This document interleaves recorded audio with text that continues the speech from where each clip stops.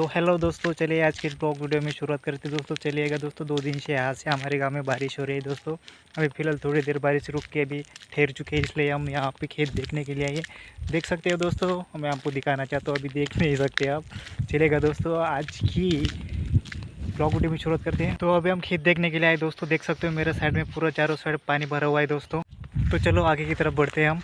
तो ये रहा दोस्तों, अभी हम खेत पर आए हैं। खेत से छोटी नाली जा चुकी है दोस्तों। छोटी नाली से पानी जा रहा है दोस्तों। पूरा खेत पानी से भर चुका है। ऐसे पानी भरने से खेतों की और फसलों की खराबी होती है दोस्तों। तो ये रहा दोस्तों, अचानक से खेत में काम करते समय बारिश हो गई। तो ये हमारा रुकने के लिए सेफ्टी हाउस है जो मेरे पीछे दिख रहा है दोस्तों। तो गाइस, आज की वीडियो में इतना ही है। अगली वीडियो में फिर मिलेंगे। Okay bye, thank you.